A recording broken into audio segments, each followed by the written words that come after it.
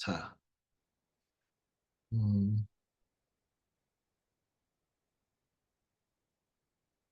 복습을 한번 해볼까? 장서연, 네. 자, 여기 읽어보자. 어, 자, 복서, 파, 만, 권, 아, 파, 필, 여, 유, 신. 무슨 뜻일까요? 음, 만 권의 책을 독파하면 붓 아래가 마치 여는 같다라는 뜻입니다.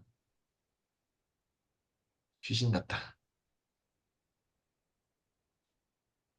귀신이 들린 것 같아, 붓글이, 붓끝이.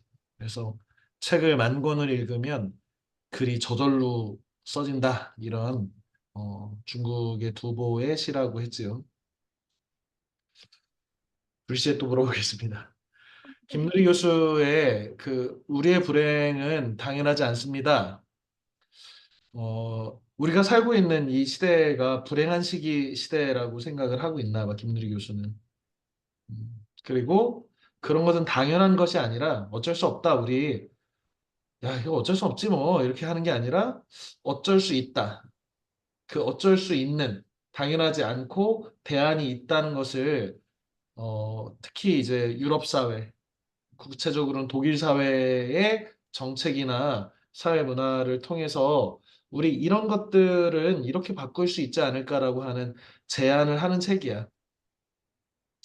물론 김누리 교수가 무슨 정치인도 아니고 정책가도 아니고 뭐 그냥 뭐 독일 문학을 연구한 사람이고 독일 유학 갔다 온 사람이어서 이 책은 좀 과도하게 이상적인 책이다라는 비판을 받기도 해. 그런데 어, 우리가 현실이 바꾸기 어렵고 현실의 문제는 이 어떤 대안을 낼 때나 굉장히 고려해야 되는 것은 맞지만 그렇다고 해서 이 현실의 문제를 있는 그대로 어쩔 수 없다라고 하면 바꿀 수 있는 것이 없는 거지. 그래서 우리는 현실에 살면서도 이상을, 아이디얼한 이상을 바라보는 존재지.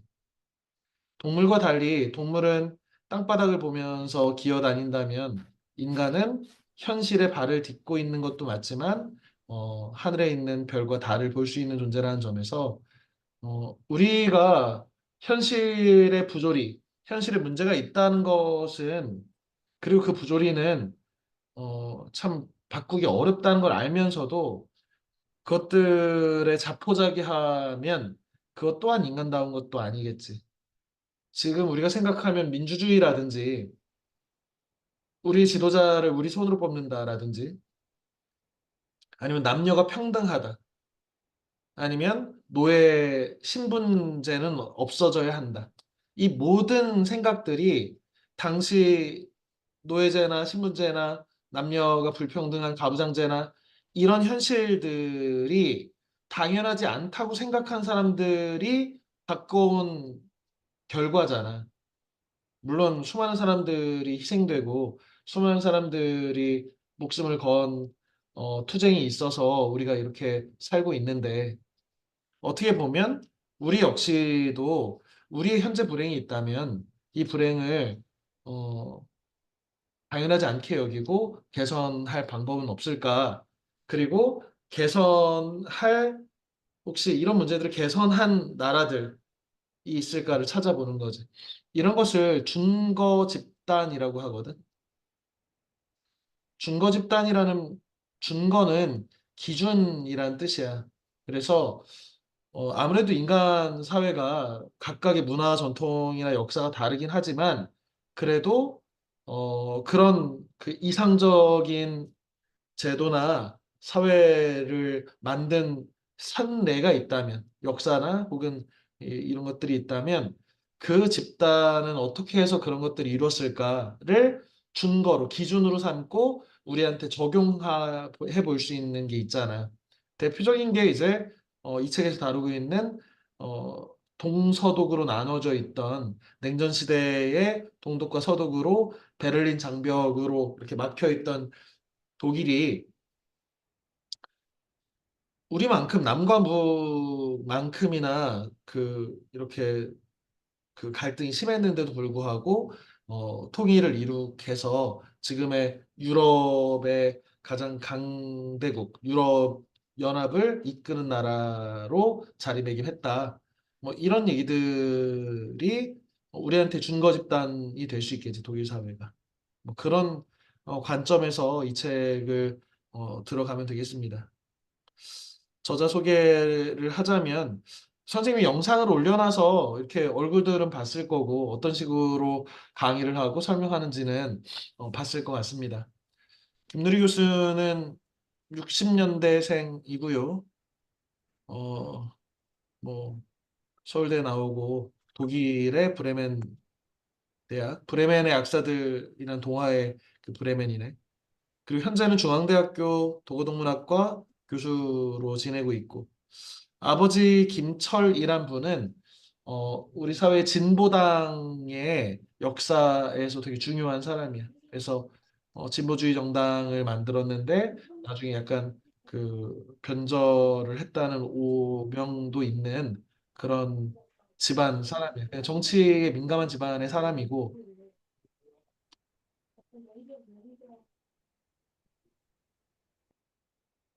그 이 김한길 씨는 소설가고 정치인인데 김한길 씨는 지금 뭐 지금도 현실 정치에서 그 윤석열 대통령의 어 그 어떤 참모로 윤석열 대통령한테 그 자문을 해주는 그 사람으로서 유명한 사람이고 최명길이라고 하는 분은 김한길 씨 부인인데 우리나라를 대표하는 영화배우 탤런트였어. 예, 뭐 집안 사람들이 대체로 다 유명한 사람들이죠. 그런데 이 형 김한길하고는 좀 달리 김누리 교수는 약간 더 진보 좌파적인 급진적인 사고를 하는 사람으로 보입니다. 선생님은 그 우리 이 책을 같이 읽은 학생이 지금 누가 남았나? 차민재군. 네? 네. 차민재군 헤르멘 헤세의 황야의 일이 생각나나? 저희가 저기서 안 했어요. 뭐라고? 전 이 책 안 했어요 그때. 이 책 안 했다고? 네. 아, 그래? 어, 차민재군, 헤르만 헤세의 황야의 일이라고 하는 책을 우리가 전에 읽었는데, 독일의 문호 헤르만 헤세의 이 책이 지난번에 다뤘던 게 김누리 교수 번역으로 읽었습니다. 이런 그 동문학의 유명한 작품들을 국내에 번역 소개하는 작가이기도 하고, 특히 이제 이 책에서도 다루지만 권터그라스라고 하는 이 양철북이라고 하는 명작이 있는데 넋이 뭐 이런 것도 있을 거예요. 이런 그 독일의 여러 좋은 작가들, 사상가들의 책을 번역해서 소개하고 학생들 가르치는 선생님이야. 음. 자, 이 책의 내용들을 선생님이 다시 뭐 설명하는 것은 별로 의미가 없는 것 같고 이 책을 이해하기 위해서는 김누리 교수가 주장하는 바에 의하면 우리 사회가 독일 사회나 이런 프랑스나 이 유럽 사회처럼 뭔가 인간적인 삶들을 도외시하고 과도한 자본주의 경쟁 체제 하에서 양극화도 너무 심하고 양극화를 너무 당연하게 받아들이고 돈 있는 사람들은 마음대로 해도 괜찮은 거라고 그냥 다 용인하고 나는 가난하지만 좀만 어떻게 잘하면 부자 될 거니까 부자들, 가난한 사람들의 연대라든지 사회 소외된 사람들에 대해서 오히려 차별적 시선을 갖고 이런 것들이 그리고 뭐 과도한 경쟁, 사교육 이런 것으로 인해서 사회가 너무 각자 도생하는 혼자서만 살아남겠다고 생각해서 이 사회의 부조리를 함께 해결하지 못하는 뭐 이런 상황이 그것의 원인이 김누리 교수는 68혁명이 일본까지는 왔다가 이것이 우리한테 오지 못했다. 그래서 68혁명을 겪어내지 못한 우리 사회가 현재 이런 모순들을 가지고 있다라고 주장하고 있잖아. 어, 그래서 너희들은 이 68혁명이라는 얘기를 처음 들어봤을 거고, 그래서 우리가 문학을 공부하든지 어, 나중에 이제 뭐 이제 여러 문학 작품이나 이런 것들 공부할 때 아주 중요한 시대의 어떤 역사적인 사건이야. 그래서 68혁명에 대해서는 소개를 해볼 생각입니다. 68년도에 프랑스에서 일어난 사회변혁 운동이야, 혁명이야. 프랑스의 학생들하고 근로자들이 사회변혁 운동을 했고, 68년도 3월에 미국이 베트남에 침공해서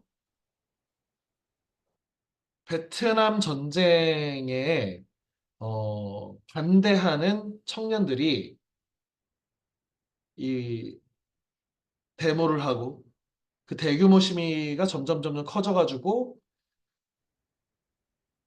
이제 점점 커지는데 대표적인 사건 뭐 사진들이 이런 사진들이죠. 이쪽에 있는 이런 이미지가 이제 68혁명의 어떤 이 상징적인 사진들인데 그러면서 단지 전쟁에 반대한다. 왜 우리가 베트남의 원수진 것도 없고 미국을 위해서 우리가 같이 베트남전에 참전을 한다든지 우리 사회는 한국은 베트남전에 미국 편 들어서 같이 들어갔다 지고 나왔잖아. 이 베트남 전쟁에 대해서 반대하는 그런 시위들을 했다는 거예요. 왜?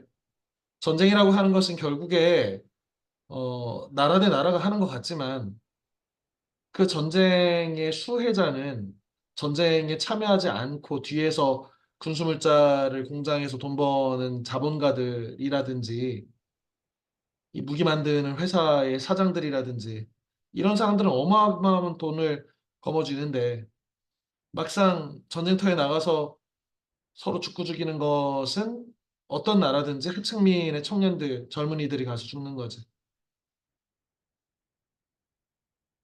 그래서 전쟁에 반대하는 이런 사람들이 나온 거예요. 국가가 시킨다고 전쟁하지 않겠다.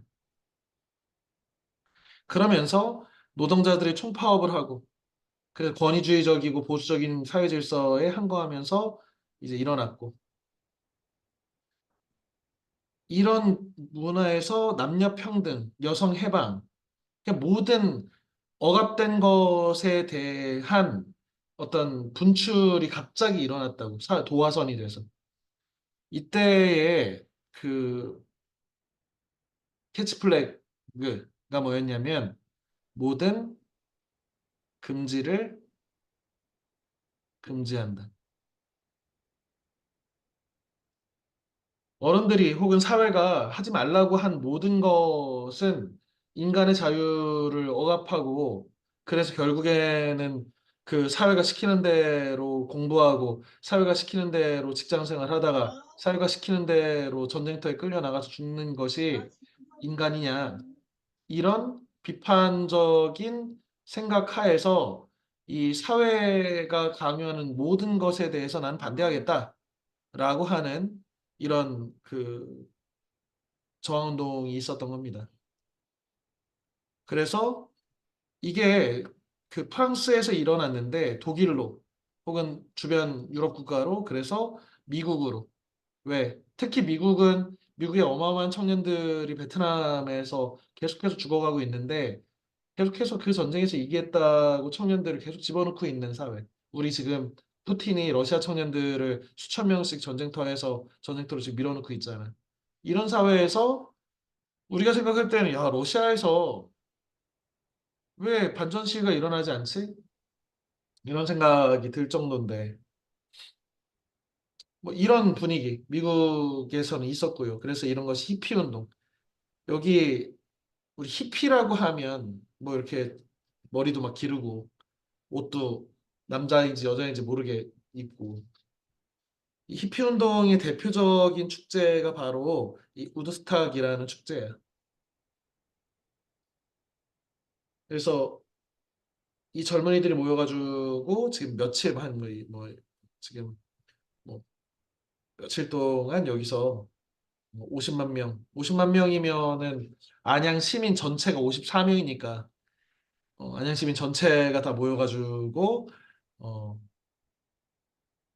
먹고 마시고 락 음악을 연주하고 세계 평화라든지 반전, 전쟁을 금지하자는지 그다음에 뭐 이런 모든 억압들 어, 인종 문제라든지 이런 이상주의적인 그 축제를 열었던 것이 우드스탁이고 이 우드스탁 축제에 대해서는 관심 있는 학생들은 유튜브라든지 좀 찾아보기 바랍니다.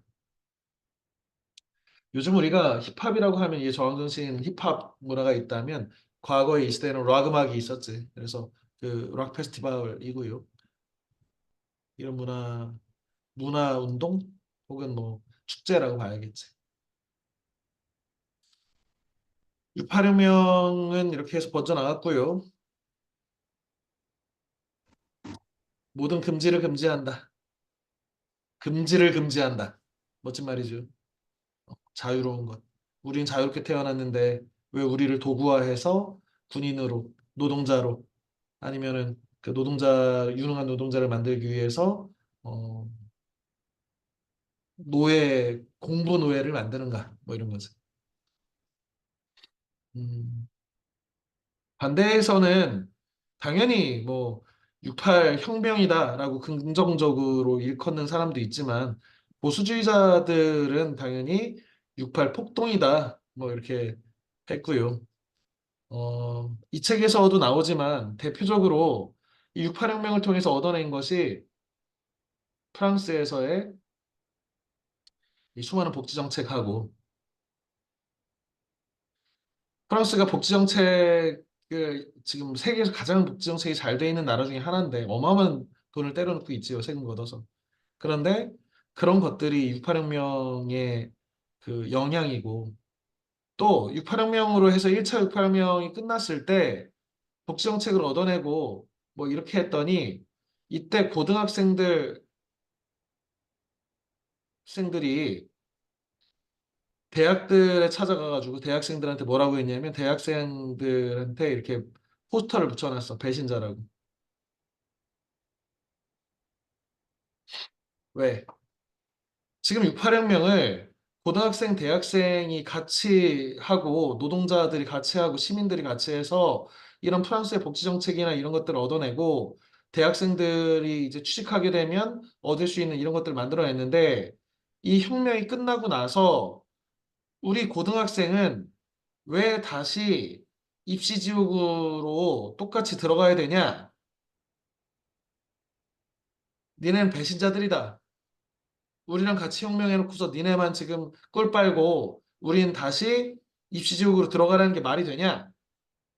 라고 해서 대학생들이 그래 우리가 잘못했다 라고 하면서 뭘 만들어내냐면 다시 또 혁명을 한단 말이에요. 그래서 각 고등학교, 대학교 총장실을 점거하고 교문을 바리케이트를 치고 화염병 던지고 돌 던지고 해가지고 만들어낸 게 대학 평준화.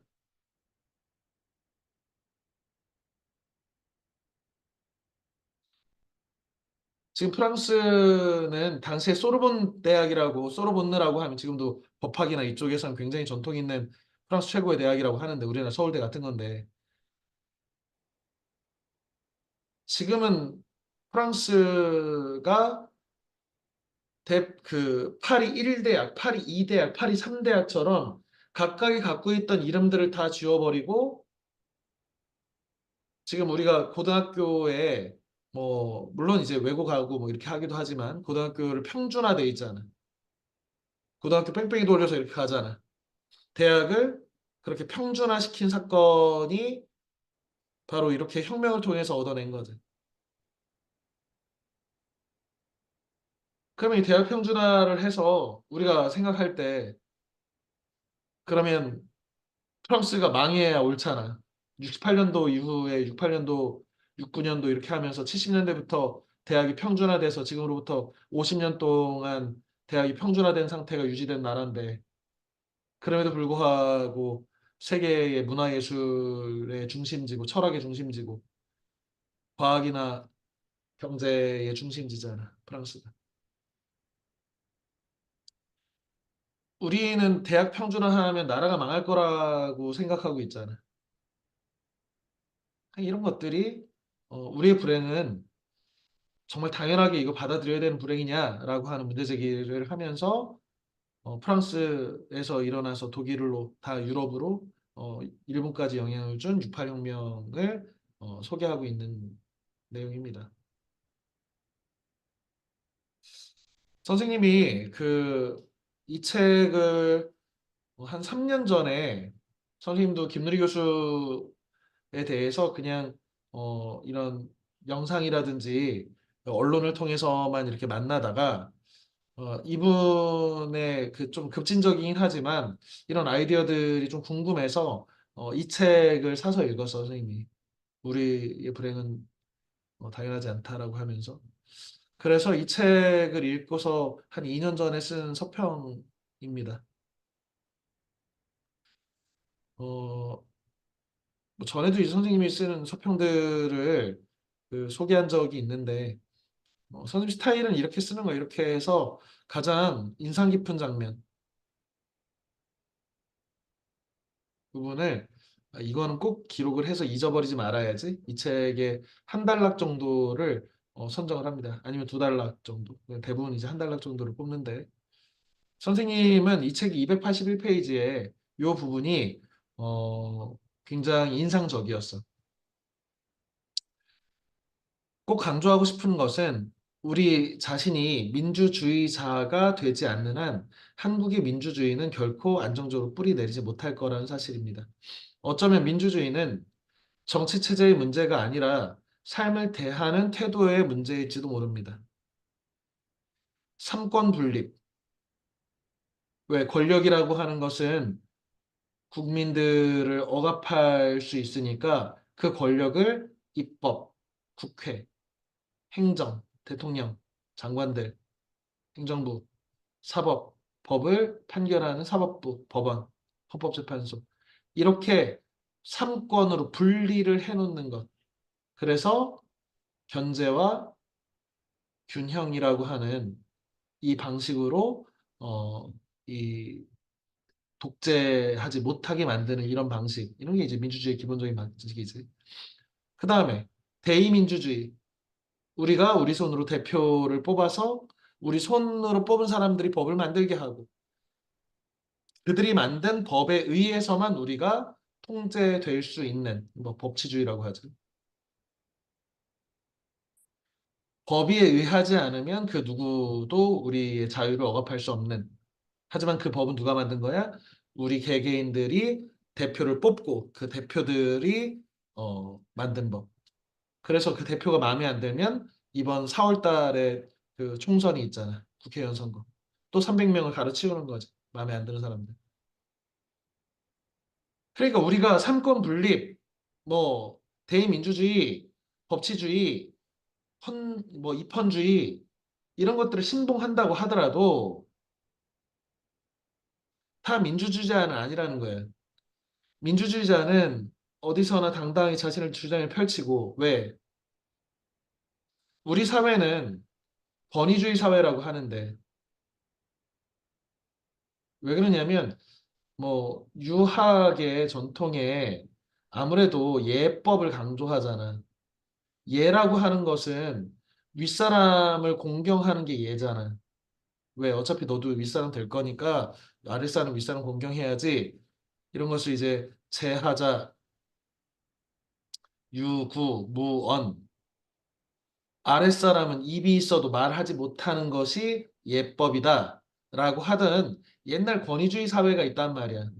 더군다나 우리 사회는 안타깝게도 분단돼 있는 상태여서 어, 인구의 반절인 남성들이 한참 이 청년 시기에 새롭게 사회를 이렇게 배워야 하는 시기에 모두가 다 상명하복의 전체주의의 공간인 군대를 간단 말이야.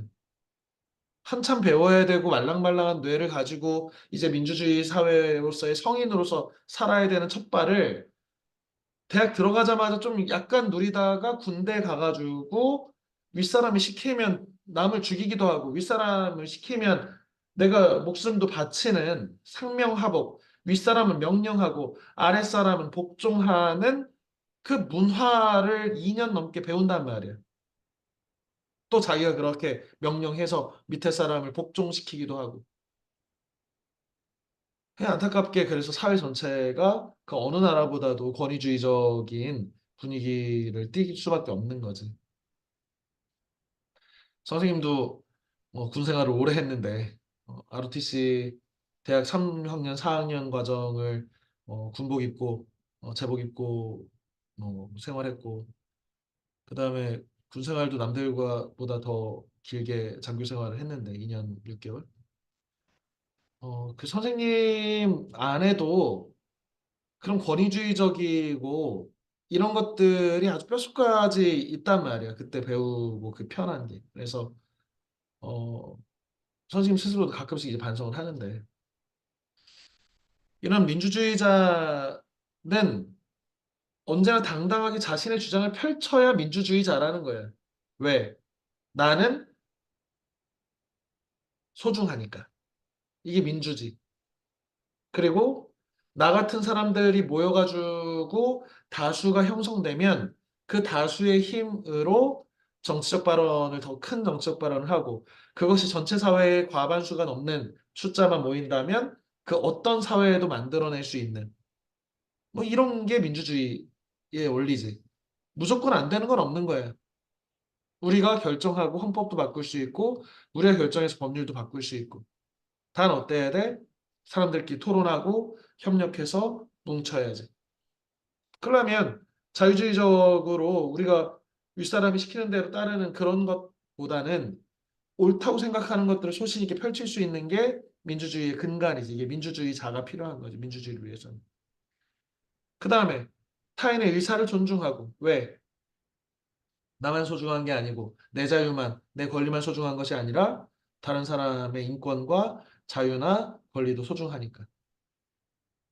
불의한 권력에 저항하는 강한 자아를 가진 자가 되는 것이 민주주의자가 되는 것이다. 뭐이 부분이 전체 책 내용을 압축한 부분이라고 생각이 들었어. 그러면 왜 우리 사회는 이렇게 됐을까?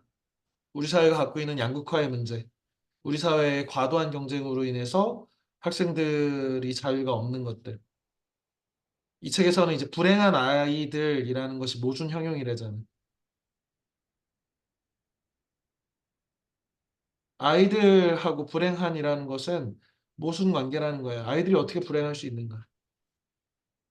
행복하고 즐겁게 뛰놀고 충분히 휴식하고 창의적으로 자기 하고 싶은 대로 놀 수 있는 그런 것들이 아이들의 권리고 아이들의 본질인데 우리는 그런 것들을 박탈하고 사회가 공포를 조장해서 어,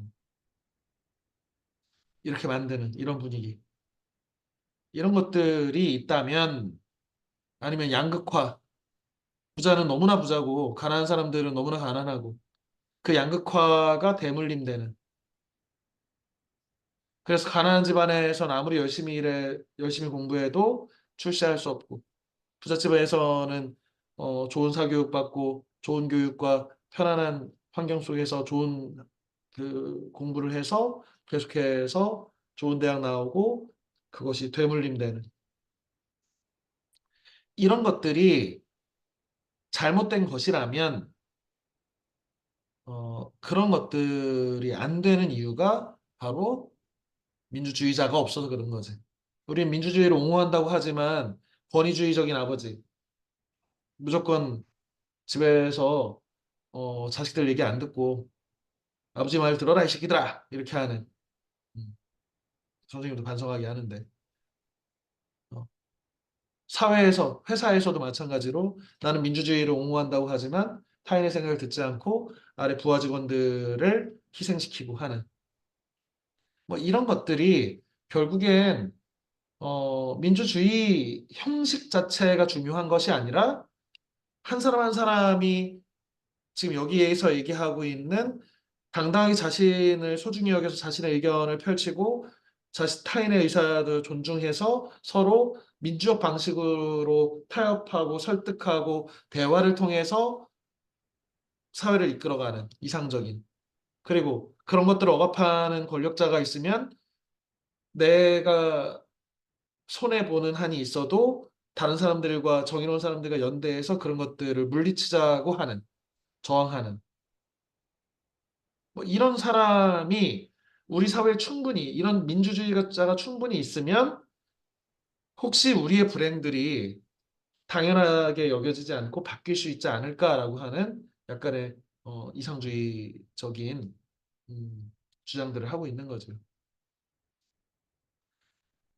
어, 선생님 생각할 때는 그래서 이 책은 지극히 상식적인 생각을 담고 있는 책이라고 생각했어. 근데 그 상식이라는 게 사실 쉽지는 않은 거지. 우리가 사는 못난 세상이 상식과 크게 다르니 이 책이 급진적으로 보이는 것이리라. 다만 저자가 이상적 사회의 모델로 전제하고 있는 것이 독일이라는 점이 좀 의심스럽다. 현재 독일이 선취한 먼저 획득한 아름다운 모습이 있다 하더라도 그것이 오직 오롯이 68혁명의 결과만으로 성취된 것일 리 없다. 68의 열정이 상륙한 미국, 일본도 지금 두 사회가 우리보다 별반 나아 보이지 않기에 68혁명이라고 하는 것이 김누리 교수가 얘기한 것처럼 우리 사회에 68혁명이 없었기 때문에 이런 문제다라고 하면 그 반증 사례로서 뭐 미국과 일본에는 당연히 68혁명의 영향권 안에 있었지만 뭐 얘네들도 뭐 딱히 우리보다 별로 나아 보이는 사회는 아니잖아요. 양극화도 심하고 어, 사회 문제도 우리랑 비슷하고 입시 지옥도 마찬가지고 그 설득력이 적어 보인다. 68혁명의 정신이 우리 시대에도 여전히 유효한 양약, 좋은 약이 될지는 역시 의심스럽다. 선생님은 좀 그렇게 생각했어. 비판적으로. 저자의 뜻은 바르고 아름답지만 대안은 다소 회고적, 낭만주의, 너무 옛날식의 잘 될 거고 희망적으로 품는 이런 것이라고 생각 들어서 현실 문제는 좀 더 고착화되어 있는데 동서고금의 역사에서 새로운 미래의 대안을 찾는 것이 유효하지 않다는 것이 아니라 하지만 콜로세움과 같은 콜로세움 우리는 진짜 경쟁의 나라잖아.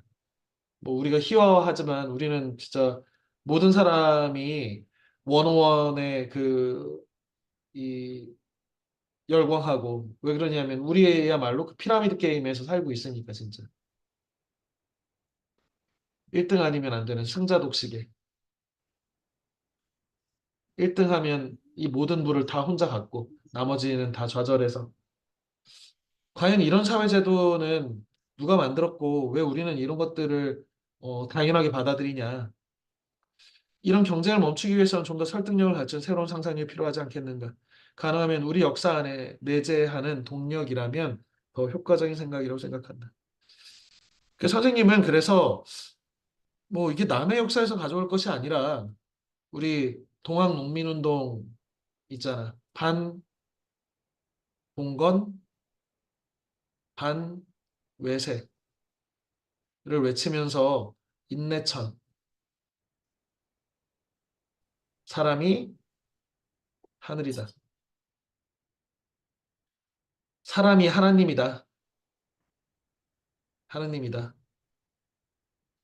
그래서 동학사상은 나중에 기회가 되면 전봉준이나 아니면 그 수은 최재우의 동학사상이나 동학노민운동과 관련된 책도 한번 다뤄볼 생각이야. 근데 동학은 물론 이제 실패한 혁명이지만 동학도 이 봉건 사회를 자생적인 어떤 그 사상으로 농민들이 모두가 평등한 사회를 만드는 사회 운동이었는데 그것을 조정해서 일본군을 끌어들여 가지고 다 말살해 버려서 다 학살 수준으로 죽여서 일제강점기가 시작되게 된 거지. 그래서 그런 점을 볼 때 선생님 개인적으로는 이 동학의 정신들 물론 실패한 혁명이긴 하지만 그런 것들이 우리한테 어떤 어 프랑스 68혁명의 정신이 우리에 부족하다면 우리한테 그런 게 있지 않을까. 그 동학의 정신이 4.19 혁명으로 뭐 5.18 광주 그다음에 그 이후에 87년 6월 항쟁 혹은 뭐 최근에 박근혜 그 탄핵시킨 뭐 촛불 집회 이런 것들이 그냥 뜬금없이 튀어나온 것은 아니고 그런 것들이 과거로부터 있었던 이런 정의롭지 않은 것에 저항하고 사람은 소중하다라고 하는 사람은 하느님만큼 소중한 것이다 라고 하는 인본주의라든지 뭐 이런 것들이 우리 안에 내재해 있기 때문에 어, 아예 가능성이 없지는 않다. 그리고 뭐 지난 시간에 우리 다뤘지만 맹자의 인본주의라든지 어, 백성이 가장 귀하고 그 다음에 사직이 중요하고 군주 왕은 가볍다. 왕이 백성들을 괴롭히는 정치를 하면 하늘이 혁명을 허락해가지고 성을 바꿔버린다. 이런 사상들을 갖고서 살았던 우리 조상들의 생각들이 뭐 민주주의가 마치 그 서양으로부터 서구로부터 들어온 것신양 얘기하지만 우리 안에도 사실은 다시 되새겨 볼 수 있는 우리식의 민주주의의 바탕이 될 수 있는 이런 정신들이 우리 안에도 있다. 선생님은 너희가 나중에 이제 배우게 될 텐데 김수영 시인을 되게 좋아해. 1960년대에 현실 참여 시인이고 4.19 혁명의 시인이고 선생님 생각할 때 김수영 시인은 우리 인문학의 진짜 자랑이야. 그 대표작 중에 거대한 뿔이라는 작품이 있습니다. 이 책을 읽으면 선생님은 이 거대한 뿔이라는 시를 계속 떠올렸는데 한 번에 병든 세상을 바꿀 수 있으리라는 생각은 무지를 넘어 위험하기까지 하다. 혁명은 물론 완전히 썩어 빠져가지고 그렇게밖에 완전히 뜯어 고치지 않을 수 없는 상황이 있을 수 있어. 그런데 한 번에 바꾸려고 하다 보면 우리가 모든 혁명들을 보면 수많은 사람들을 희생시키고 아름다운 부분까지도 옥석구분이라고 하는데 옥인지 돌인지 알지 못하고 함께 태워버린다라는 뜻인데 라부아제라든지 이런 위대한 과학자들이 프랑스 혁명의 단두대에서 귀족이라는 이름으로 목이 잘려나간다든지 아니면 러시아 혁명 시기에 수많은 지식인들이 죽는다든지 우리 한국전쟁 당시도 마찬가지고 쿠바 혁명도 마찬가지고 이 혁명이 사회를 급진적으로 진보하고 더 나은 사회를 꿈꾸게 하지만 그렇게 아니면 또 못 바꾸는 것이기도 하지만 그런 방식 말고도 좀 다른 방식이 있지 않을까를 고민해야지 늘 거기까지 안 가려면 단번에 이기려는 생각은 조급증을 만든다. 자꾸만 조급해지는 마음은 우리의 못난 모습을 간단히 도려내고 싶어 한다. 그런 성급한 마음들이 결탁했던 나치즘의 역사를 상기해보라. 히틀러도 한 번에 바꾸려다 보니까 히틀러 같은 독재자한테 칼을 줘서 독일 사회가 다 같이 전쟁의 도가니로 들어간 거지. 극단적인 이상주의가 초래한 분단의 땅에 살면서도, 그지? 북한도 모두가 평등한 사회를 만들겠다고 하는 것, 남한은 모두가 자유로운 사회를 만들겠다는 것. 이게 뭐가 나쁜 생각이야. 그런데 자신들의 생각만 옳다고 해서 급진적으로 양쪽을 강요해서 바꾸려고 하다 보니까 서로가 서로를 죽여가지고 지금 분단과 아직도 전쟁이 언제 일어날지 모르는 불안 속에 살고 있잖아. 그런 극단적 이산주의가 초래한 분단의 땅에 살면서도 아직도 교훈을 얻지 못한 것이리라. 윤동주의 등불을 밝혀 어둠을 조금 내몰고라고 할 때 윤동주 시인은 일제강점기 살면서 이 독립의 등불을 밝혀서 일제의 어둠을 내몰고 싶었는데 선생님이 주목한 것은 이 조금이라는 단어야. 어떻게 보면 한꺼번에 바꾸려고 하면 탈라니까 우리가 갖고 있는 자기 몫에 조금 조금씩 이육사의 천고 뒤에 오는 이육사 시인의 광야라는 시에 나오는 대목이죠. 가난한 노래에 씨를 심는 마음이 필요하다. 왜? 느려도 다 같이 가야 되돌아오지 않는다. 몇몇 뛰어난 사람들이 앞장서서 이 사회를 이끈다고 해가지고 후루룩 따라가면 마치 갑자기 된 것 같지만 결국에 민주주의자가 없는 민주주의는 민주주의가 아닌 거지. 형식만 민주주의인 거지. 그러니까 조금씩 느려도 다 같이 서로 이해하고 협력해가면서 가야지. 그람시라고 하는 그 이탈리아의 사상가인데 그람시는 진지전이라는 개념을 가지고 있는데 이 헤게모니, 헤게모니, 헤게모니란 말을 들어봤을지 모르겠지만 헤게모니는 뭐 기본적으로 기득권 같은 뭐 권력 같은 얘기 그 비유로 쓰는데 어떤 얘기냐면 하루아침에 뭐 이쪽 편 저쪽 편이 서로 이렇게 진지를 밀고 밀듯이 이렇게 늘어나고 줄어드는 것이라고 본 거예요. 한꺼번에 뒤집어 엎어서 세계를 바꾸는 게 아니라 조금씩 조금씩 서로의 주장들을 펼치고 대부분의 사람들을 설득하는 과정들. 그래서 어느 한쪽이 점점 한쪽 방향으로 이겨가는 그런 거대한 진지전이라는 그 어떤 모델을 사회 변혁의 모델을 이야기했는데 하루아침에 일어난 혁명 이 아니라 이런 식의 그 점진적 변화라고 하는 것 이런 것도 우리가 좀 그 변화의 모델이지 않을까라고 생각을 했습니다. 절망하지 말고 화를 너무 내지 말고 밥도 든든히 먹고 함께 막걸리 마셔가면서 이야기하면서 서서 천천히 서서히 문득 이거는 이제 어, 황지우 시인의 겨울 나무에서 봄 나무 이런가?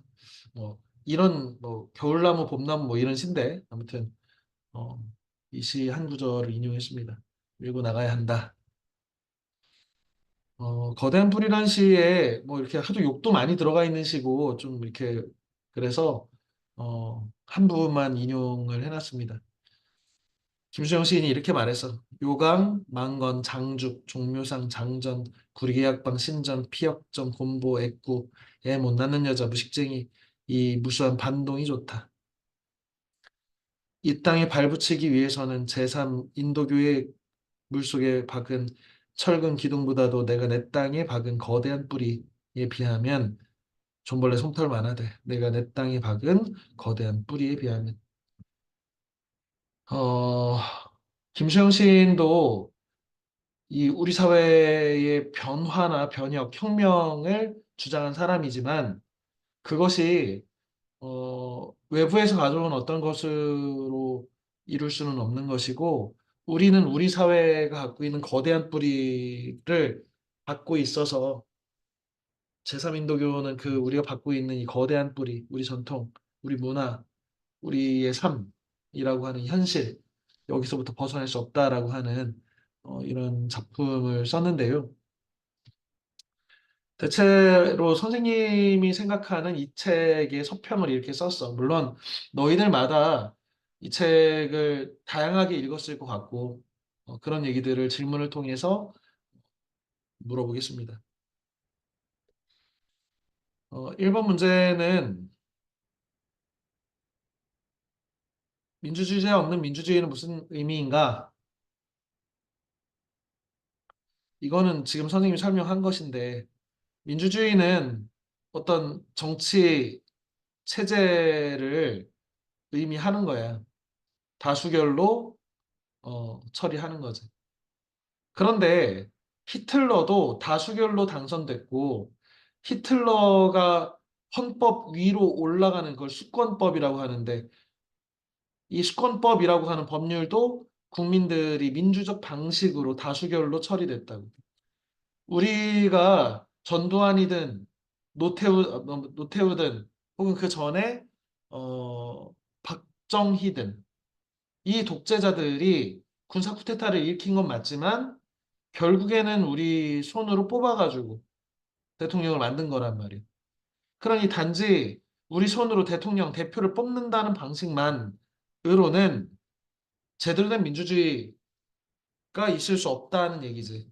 우리 앞에도 얘기했지만 우리 한 사람 한 사람이 민주주의자, 민주주의라고 하는 가치가 소중한 가치다. 그리고 나는 이 민주주의를 위해서 뭔가 이 민주주의가 없어지는 것에 대해서 저항하겠다라는 마음이 없으면 민주주의는 없어지는 거고 민주주의 형식만 있는 거라는 거지. 자, 이거는 뭐 넘어가고요. 2번 문제부터 한번 보겠습니다. 이 김누리 교수는 경쟁 교육은 야만이다 라고 말했는데 이것에 대한 생각을 한번 물어보겠습니다. 음, 정신호 군, 정신호, 넵, 넵. 신우는 이 책을 읽었나? 네, 읽었습니다. 김누리 교수는 경쟁 교육은 야만이래잖아. 네, 어떻게 생각하나? 맞는 것 같습니다. 야만이라고 생각하나? 예, 야만입니다. 그러면 경쟁이 없는 교육은 네, 너무 효율이 떨어지지 않을까? 근데 경쟁이 있는 교육이 약간 상대평가 이런 게 정, 경쟁이 있는 교육이잖아요. 그러니까 절대평가로 한다고 효율이 떨어지지는 않는 거라고 생각합니다. 자, 예를 들어서 정신우가 대학 가는데 프랑스처럼 대학이 평준화돼 있어. 그래서 논술 시험 봐가지고 어느 정도 그 내신하고 이렇게 되면 뭐 그냥 집 가까운 학교를 가는 거야, 그냥. 네, 그러면 신우가 열심히 공부할 것 같아, 안 할 것 같아? 안 할 것 같아요. 안 할 것 같아? 네, 그러면 우리 사회가 그 우리 자원도 없고 이런 사회인데 어, 우리가 경쟁마저 없어가지고 열심히 공부도 안 하는 문화가 팽배되면 안 되지 않을까? 우리 사회 경쟁력이 떨어지지 않을까? 아, 그, 그런 건가요? 잘 모르겠습니다. 잘 모르겠나? 도윤성 군, 네. 경쟁 교육은 야만이다라고 하는 이 말에 대해서 네 생각을 얘기해보자. 어,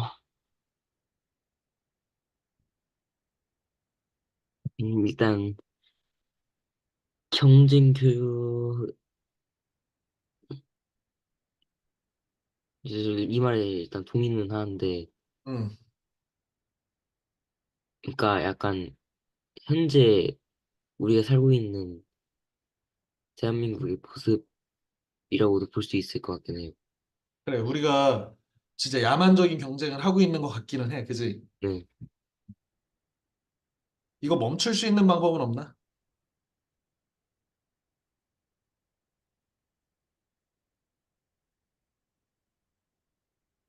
제도 같은 거를 제도를 윤석이가 대통령이 돼서 교육제도나 사회제도를 바꿔가지고 이 경쟁 교육을 없앨 수 있는 제도를 한 가지를 바꿀 수 있다면 뭘 바꿀 것 같으냐? 어,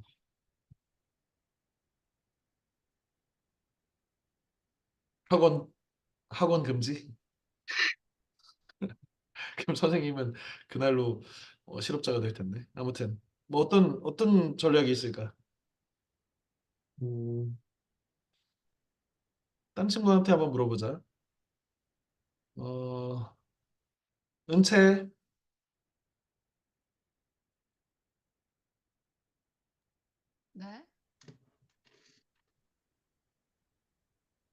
은채가 이번 반장 선거 나가가지고 당선이 돼가지고 네. 네 안에 있는 어떤 이 정치인으로서의 어떤 이 야심이나 이런 것들을 깨달아가지고 대통령이 됐어. 네. 그러면 은채는 이 지금 우리 사회의 과도한 대입 경쟁이나 이런 것들이 야만적이라고 생각에 동의하나 일단? 네. 그러면 어떻게 이것들을 계속해서 만들면 안 되잖아. 네. 뭘 바꾸면 될까? 교육을 바꿔야 돼요. 그래, 어떻게? 좀 약간 사교육이 없어도 시험을 잘 보게끔 라고? 안 들려, 크게. 사교육이 없어도 어, 시험이 잘 보게끔 내야 돼요. 사교육이 없이도 충분히 좋은 대학을 갈 수 있으면 좋다. 네. 음, 그렇지. 그럼 어떻게 하면 될까, 그렇게? 그러니까 그렇게 하면 되잖아. 그런데 그렇게 할 수 있는 방법은 뭔가? 음,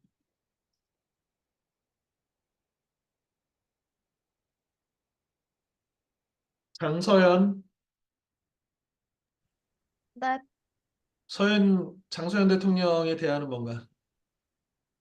근데 저는 사실 경쟁 교육이 필요하다고 생각해가지고. 그래, 필요하지. 필요한 것 이상, 그래, 경쟁이 무조건 나쁜 건 아니지.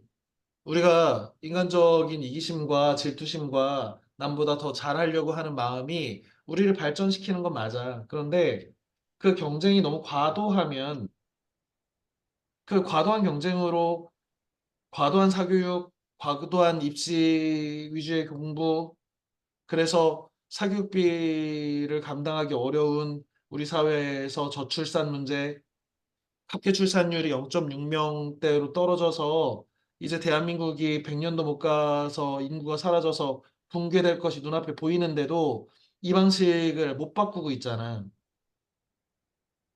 경쟁적으로 서울에 살아야 되고 비싼 아파트를 사야 되고 이 과도한 경쟁 때문에 사람들이 결혼도 못하고 결혼을 못하니 장가도 못 가고 그래서 극소수의 대기업 다니는 사람들만 결혼해서 애 낳고 있는 이런 과도한 경쟁 사회가 우리 사회를 소멸시키고 있는 게 현실이잖아, 서연아.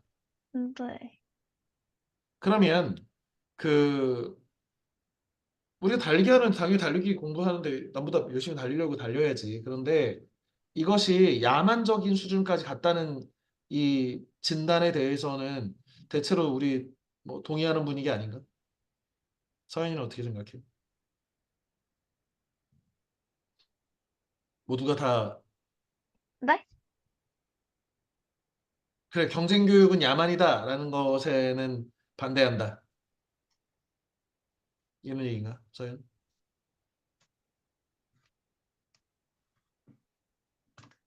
저 인터넷이 끊겨서 못 들었는데 방금. 아, 인터넷이 끊겼구만. 음.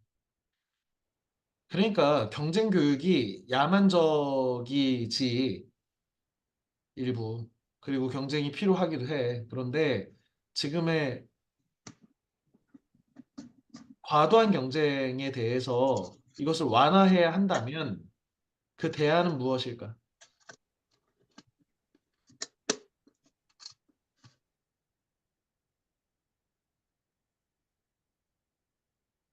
응? 어디 갔나? 없어져버렸네.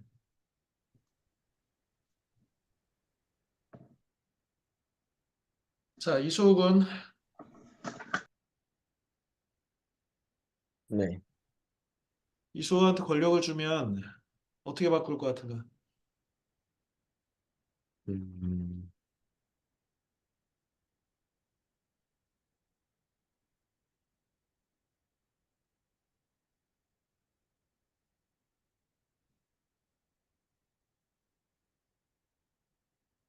오유나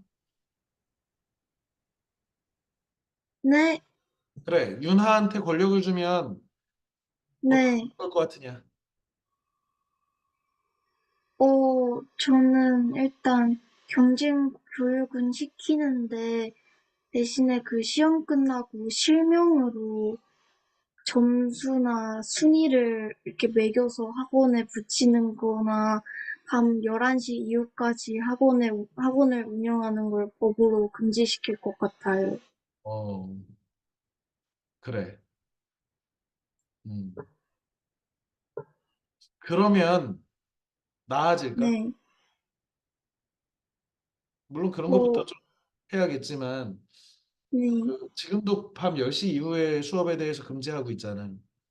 네, 그래서- 그리고, 어, 학교에서나 학원에서도 성적을 실명으로 이렇게 막 하고 있지는 않잖아. 근데 어쨌든 이런 경쟁을 부추기는 문화가 없어져야 한다. 뭐 이런 취지로 들리네요. 그지? 네. 어, 그래. 장서연? 네. 음. 서연이의 대안은 뭐가 있을까? 음, 그냥,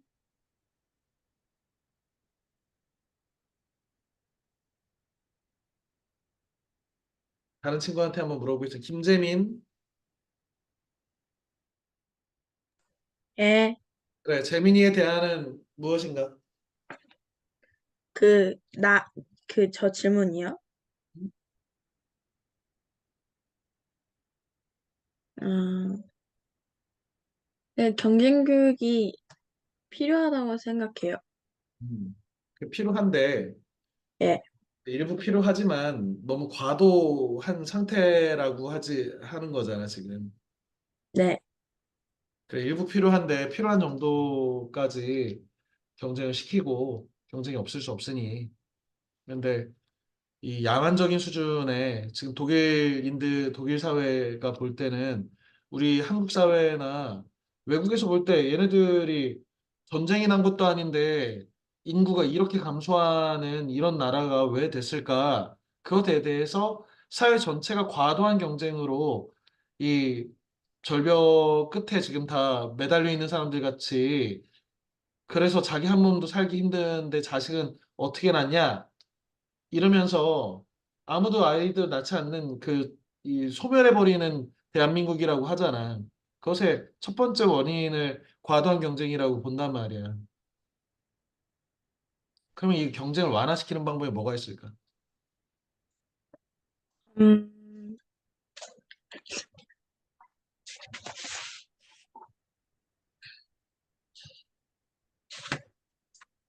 모르겠어요. 음, 그래. 나도 모르겠다. 그러면 다음 문제로 넘어가고 있습니다. 자, 내 안에 노예 감독관이라는 구절이 있는데 이 책에 보면 이 자기 착취에 대한 자신의 생각을 말해보자. 차민재군, 네. 내 안에 노예 감독관 자기 착취에 대해서 생각을 말해봅시다.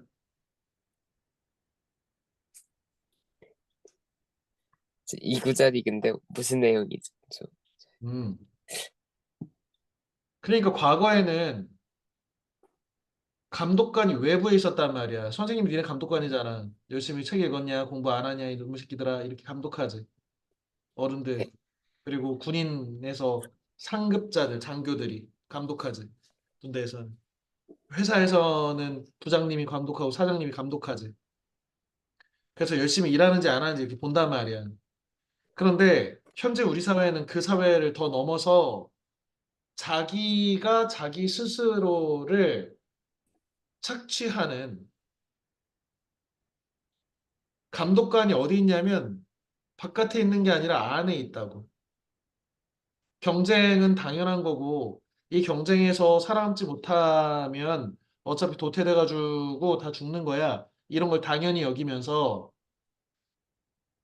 나는 이 경쟁에서 살아남기 위해서 옆에 있는 애들을 오징어 게임 같이 옆에 다 죽이더라도 혼자 살아남기 위해서 나를 다그치고 옆에가 5시간밖에 안 자고 공부하면 난 4시간 안 자요. 4시간밖에 안 자고 공부한다. 이렇게 해서 나를 내가 지금 돌리고 있단 말이야. 그런 거 아닌가? 누가 뭐라고 해? 네가 뭐 누가 꼴등한다고 뭐라고 하는 사람 외부에서 없잖아. 법으로도 뭐 누가 돈 안 벌어가 노숙자가 된다고 뭐라고 할 수는 없단 말이야. 그런데 너가 열심히 안 하면 노숙자가 된다. 너가 열심히 안 하면 바보가 된다. 열심히 안 하면 사회의 루저가 된다. 결혼도 못 한다. 불행한 삶을 살게 된다. 라는 사회 분위기가 결국에 자기 스스로 자기를 멱살 끌고서 경쟁장에서 살아남게 하겠다고 계속해서 자기를 착취하는 감독관과 피감독관, 주인과 노예가 한 놈에 있는 이런 상태를 이 책에서는 내 안에 노예 감독관이라고 자기 착취의 시대라고 얘기하고 있단 말이야. 이런 것에 대해서 차민재는 어떻게 생각하냐? 저는 부정적으로 생각하는데요. 왜냐하면 이 사회에서 분명 경쟁은 끝없이 있을 텐데 계속 저 생각대로 가면은 아무리 계속 성공한다 해도 행복하지 않을 것 같아요. 결국 다 행복하자고 하는 일인데 아닌 것 같아요. 이건. 그러면 이렇게 우리가 스스로 우리를 다그치고 착취하는 이 구조를 당연한 듯이 우리가 받아들이고 있는 상태잖아, 지금. 이게 자기 개발. 이거 바꿀 수 있는 방법 없나?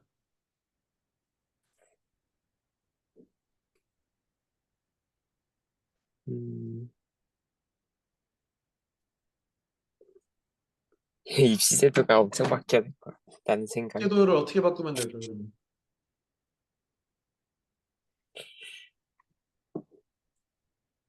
지금 우리가 그 요즘 의사 정원을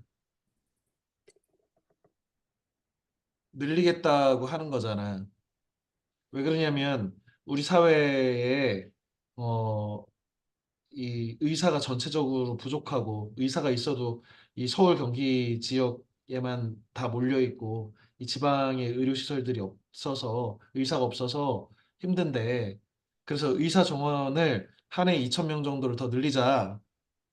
그래서 그 예전에는 뭐 지난 정권에서는 지방 의대들의 공공의대 만들어서 지방 의료기관에서 10년 이상 근무해야 제대로 된 그 개업을 자기 맘대로 지역을 정할 수 있는 그런 뭐 공공의학대학을 만들어서 의사를 지방에 더 공급하자 이런 제안들을 했는데 그때 의사들 지금도 다 파업하고 있잖아.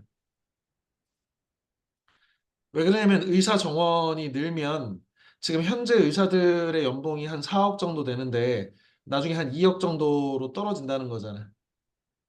그래서 지금 이런 식으로 의사들의 숫자를 늘리는 의대 정원을 늘리는 것에 다 같이 지금 파업으로 버티고 있는 거지. 음, 왜? 이 의사 선생님들은 전교 1등 하려고 인생 갈아 넣어가지고 그래가지고 전교 1등 해가지고 의대에 겨우 들어갔는데 그 의대 들어가서 6년 동안 죽어라고 경쟁해가지고 살아남아가지고 의사가 됐고 그러니 나는 4억씩 받는 게 너무 당연하다는 거예요. 대가니까 경쟁의 결과니까 콜로세움에서 수많은 사람들 죽고 여기서 혼자 살아남았다고 지금. 그런데 이렇게 얻어놓은 것을 뺏길 수 없다는 거잖아. 그럼 이 문제에 대해서는 차민재는 어떻게 생각하나? 의사 정원을 늘리는 문제에 대해서는.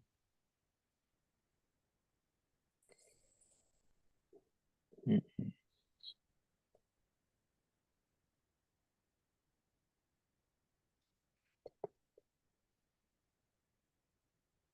어,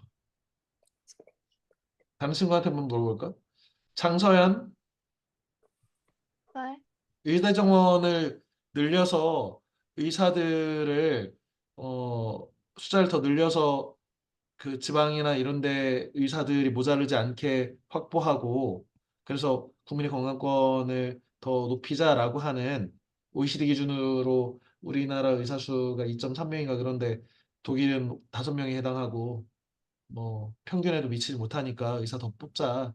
그랬더니 의사들이 지금 병원을 멈추는 한이 있어도 어, 이런 걸 못 받아들이겠다고 하잖아. 지금 이런 상황인 거는 알고 있었나, 서연? 네. 이 문제에 대해서는 서연이는 어떻게 생각하나? 저는 정원 늘려도 된다고 생각해요. 음. 의사들이 지금 자기는 그 이 어마어마한 의대 가기 정말 어렵지 않냐, 서연아. 네. 음. 어, 공부 열심히 해가지고 정말 그 이렇게 해가지고 겨우 의사 됐는데 의사 돼서 이제 돈 좀 벌어보려고 했더니 의사가 늘어나면 연봉이 줄 거 아니야. 그럼 거기에 대해서 어, 지금 이렇게 저항하고 있는 것이 정당한 거 아닌가? 근데 의사가 물론 돈 많이 벌려고 하는 것도 있는데 의사라는 직업의 목적이 돈을 많이 벌려는 게 아니라 사람을 치료하는 게 제일 첫 번째인데 그게 지금 안 돼가지고 정원을 늘리려는 건데 그러면 상관없는 거 아닌가요? 기피과 안 가서 그렇게 못하는 건데. 음, 네. 어, 그 우리가 자기 개발서라든지 나이가 더 훌륭한 사람 돼서 훌륭한 유능한 사람이 되겠다고 열심히 노력하는 것은 경쟁하고 노력하는 것은 좋은 일인데 이것이 너무 과도하면 나 자신이 스스로 자기를 쉬지 못하게 만들고 남들보다 더 높은 자리에 올라가기 위해서 내가 나를 감독하고 내가 나를 잠을 안 재우고 내가 나를 계속해서 놀지 못하게 하는 이런 자기 착취의 문제에 대해서 장소연은 어떻게 생각하나? 음, 자기 개발이 어느 정도 필요하다고는 생각하는데 너무 과한 사람들도 있는 것 같긴 해요. 좋습니다. 다음 문제를 한번 보자. 6.8혁명 당시 프랑스 고등학생들이 우리는 공부하는 기계가 아니라고 외치면서 이 우리나라 서울대 같은 여기를 해체를 주장해서 고등학교 안 가고 다 같이 어, 학교에 불 지르고 막 이렇게 해가지고 이걸 주장을 관철시켰단 말이야. 그래서 평준화를 만들어냈지. 이런 것들이 필요한가? 그리고 필요하다면 이런 것들이 가능할까에 대해서 어, 구은서군, 구은서양, 구은서, 윤서양, 네, 음. 이런 거 필요하다고 생각하나? 가능성은 별로 없긴 한데, 그래도 어느 정도 필요는 할 것 같아. 이유는 왜 필요한 것 같아? 이렇게 과격한 방식이. 그래도 조금이라도 가능성을 높이기 위해서는 이렇게 강하게 해야 될 것 같긴 해요. 그렇죠. 적당히 해서 될 것 같으면 벌써 됐겠지. 근데 앞에서도 선생님이 얘기했지만 이런 과격한 방식이 아니고 해결할 수 있는 방법이 없을까를 토론하고 고민하고 우리가 이 공감대를 만든다면 뭔가 좀 바꿀 수 있지 않을까라는 생각도 좀 들기는 하는데, 그죠? 어, 이 책에서 남한 사회를 경험한 북한 주민들이 한결같이 여기 사람 살고 못 된다. 그러면 논란되잖아, 두 가지. 첫 번째는 나만이 이렇게 부자인지 몰랐다. 두 번째는 남한 사회가 이렇게 비인간적인지 몰랐다. 이 탈북자들이 북한 사람들이 우리나라로 넘어와가지고 동경하고 넘어온 건 맞는데 북한 사회 싫다고. 그러면서도 남한 사회가 비인간적이라고 말하는데 이 비인간적이라는 의미는 무슨 의미일까? 우리 사회의 비인간성. 이소욱은 네. 북한 사회의 탈북자들이 우리 사회를 이렇게 비인간적일지 몰랐다라고 할 때 그 비인간성은 뭘까? 음, 지나친 자기 중심적 사고, 그리고 개인주의적. 지나친 경쟁을 주 원인으로 꼽지 않았을까요? 그러면 인간적이라는 건 뭐야? 이들이 말하는.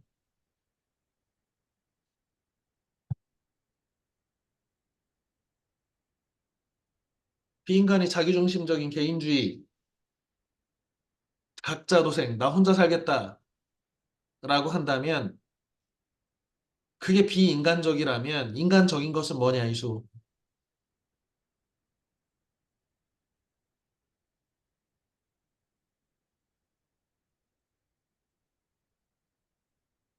나중에 무슨 거는 연대겠지.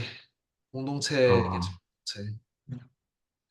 우리 사회가 혼자 사는 게 아니고 우리 사회가 힘든 게 있으면 우리 사회가 함께 이 문제를 해결하자. 그래서 내가 조금 손해보더라도 우리 다 같이 의견을 모으고 다 같이 이 문제가 잘못됐다고 하면 다 같이 앉자. 다 같이 해결하자. 마지막으로 선생님이 한 가지 사례를 이렇게 설명할 텐데 극장에서 스크린이 이렇게 있으면 이렇게 다들 앉아서 영화를 보는데 앞에 있는 사람이 자기만 잘 보겠다고 일어나면 뒤에 있는 사람도 일어나고 뒤에 있는 사람이 일어나서 다 같이 일어나서 본다고.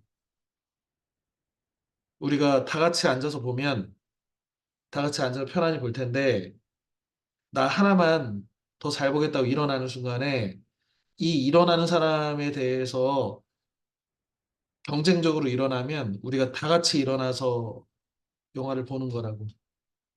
이거는 일종의 우화인데 결국에 인간의 삶이라고 하는 것은 공동체를 생각하지 않을 수 없단 말이야.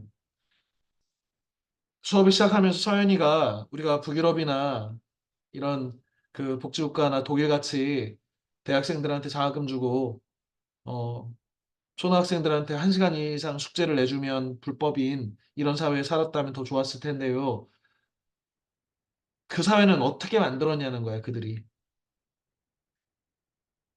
그 사람들이 각각의 혼자 일어나서 나도 일어나가지고 경쟁해가지고 더 좋은 자리를 차지하는 것보다 우리 전체가 함께 잘 살자.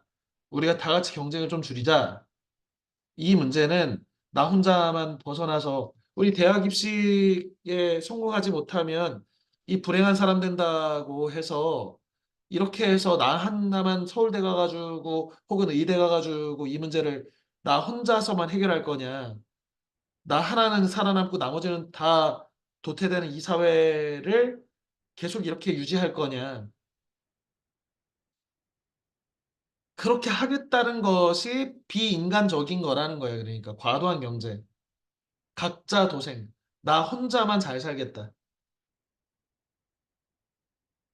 나 혼자만 잘 사는 것에 대해서 사회 분위기 자체가 당연한 거라고 여기고 있는 이 사회 분위기.